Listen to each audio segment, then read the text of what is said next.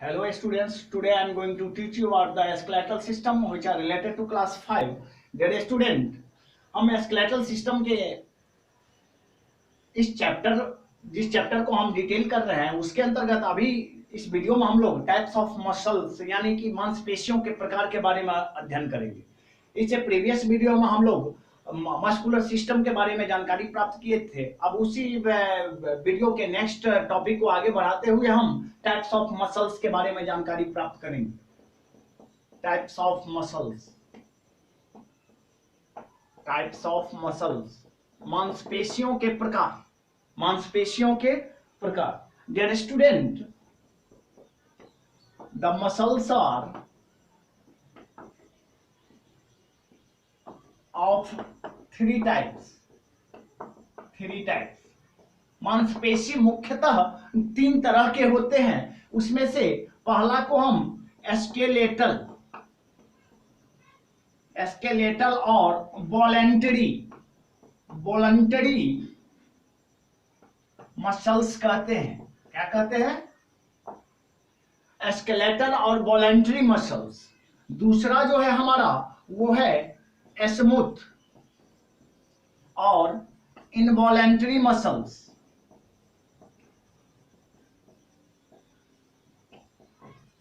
और तीसरा और लास्ट जो है वो है कार्डियक मसल्स, जिसको हम हृदय मांसपेशी कहते हैं या हृदय मांसपेशी कहते हैं। कार्डियक पहला हमारा स्केलेटल और वॉलंटरी है, ये ऐच्छिक है। क्या है? ऐच्छिक।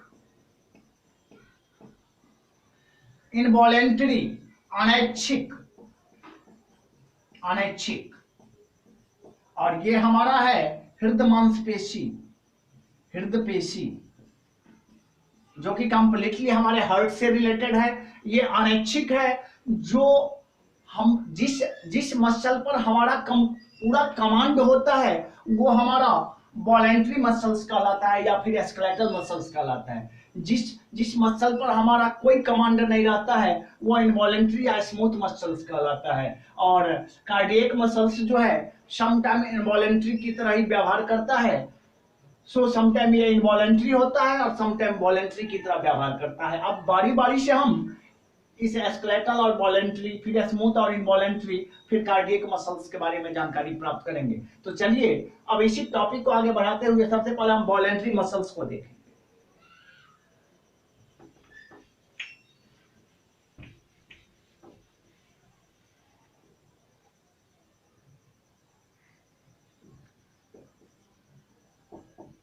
They are also called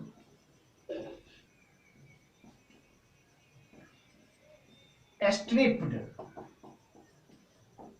striated और somatic muscles।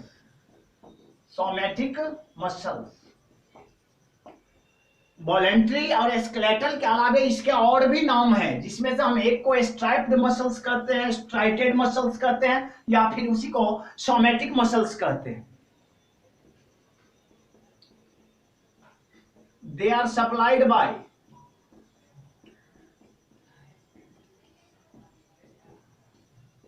Somatic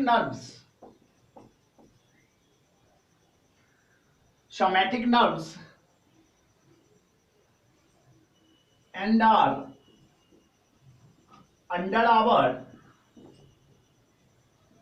voluntary action,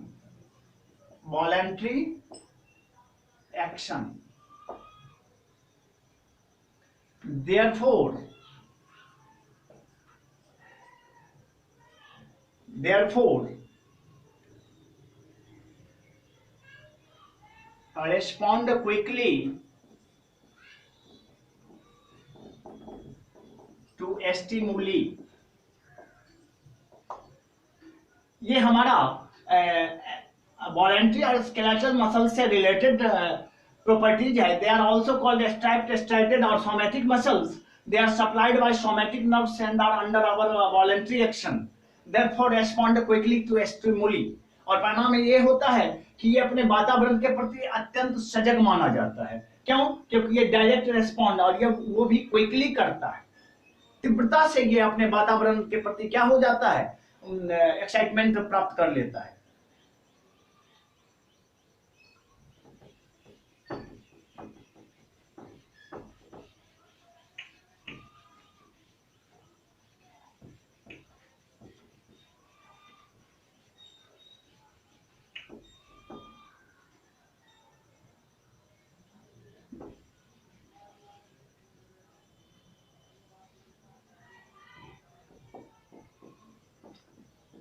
These are most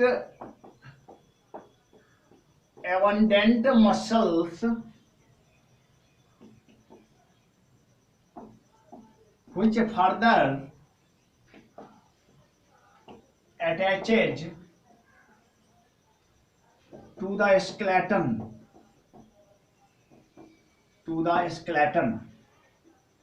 यह वही मसल है जो डायरेक्ट हमारे कंकाल तंत्र से जुड़ा हुआ रहता है। किससे जुड़ा हुआ रहता है? कंकाल तंत्र से जुड़ा हुआ रहता है। They help in adjusting the individual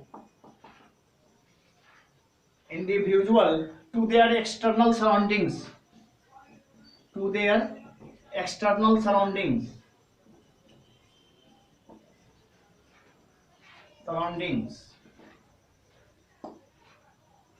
They help in adjusting the individual, यह हर एक संतति को, हर एक स्पेसीज को अपने बाह्य वातावरण से संपर्क करने में क्या करता है? मदद करता है। These muscles are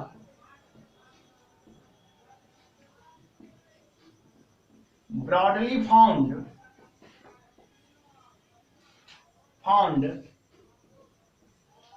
in our limbs,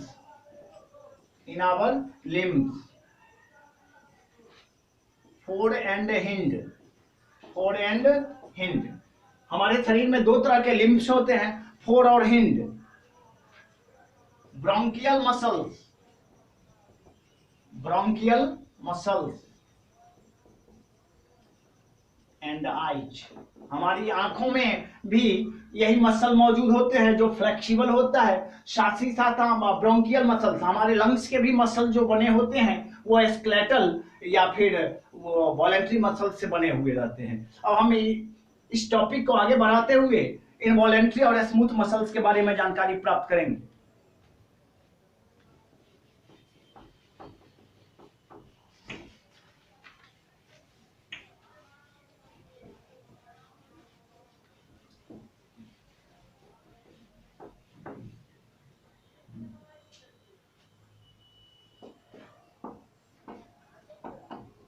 smooth और involuntary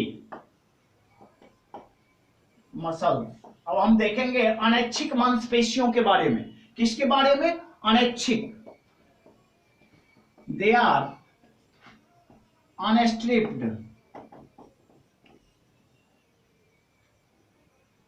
unstriated,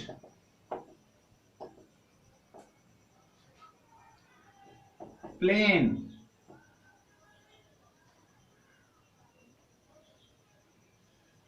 and visceral muscles.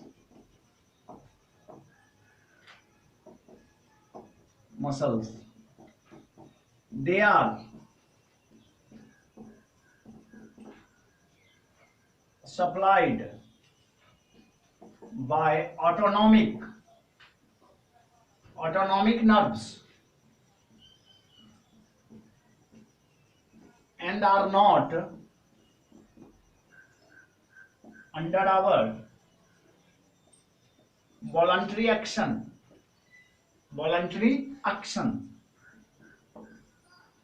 So they slowly respond to their stimuli.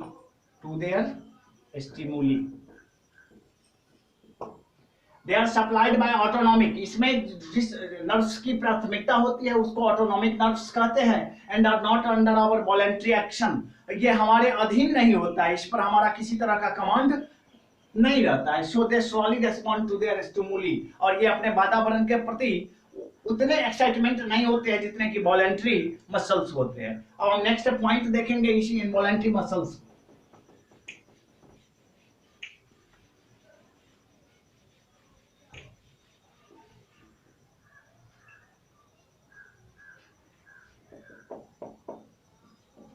They provide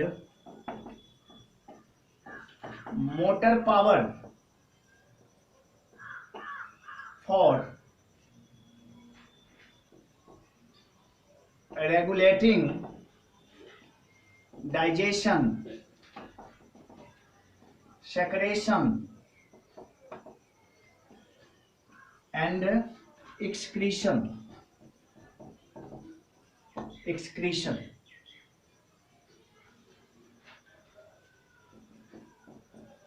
They are broadly found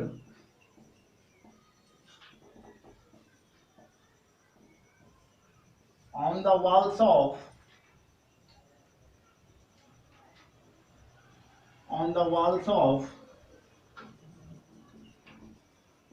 internal organs like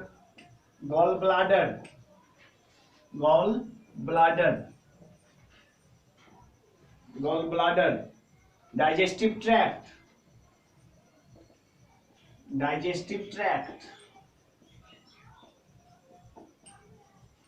and intestine.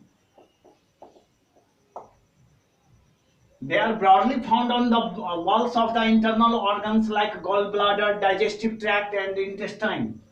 ये हमारे शरीर में गॉल ब्लाडर यानी कि पित्त की थैली, डाइजेस्टिव ट्रैक्ट यानी कि पाचन नलिका और इंटेस्टाइन, हमारे आंत की जितनी भी दीवार हैं या ट्यूबुलर स्ट्रक्चर्स होते हैं वो सब के सब स्मूथ और इनवॉलेंट्री मसल से बने हुए रहते हैं। तो डियर स्टूडेंट, ये सब के सब प्रॉपर्टीज इनवॉलेंट्री और अनैच्छिक मांसपेशियों से रिलेटेड थे। अब हम जिस टॉपिक की चर्चा करेंगे उसको हम कार्डियक मसल्स कहते हैं या हृदय मांसपेशी कहते हैं। क्या कहते हैं?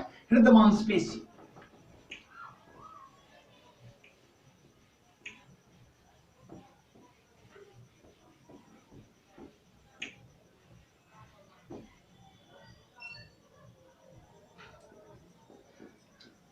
कार्डियक मसल्स हृदय मांसपेशी।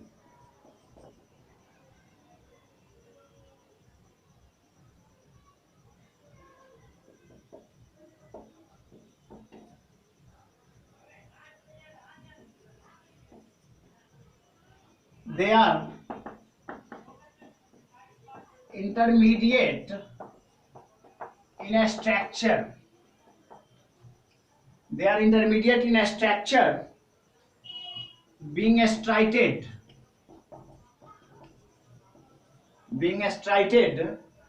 and at the same time involuntary.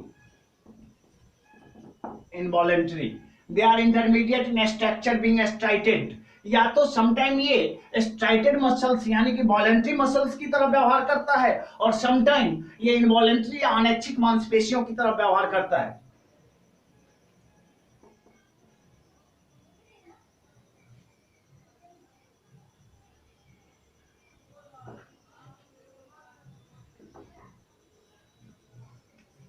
Cardiac muscles form myocardium of the heart.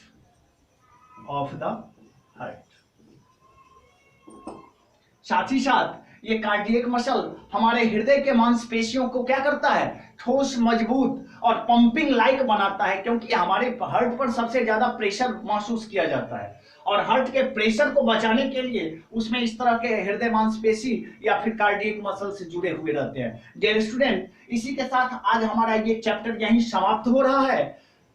फिर हम नेक्स्ट चैप्टर को लेकर के प्रेजेंट होंगे।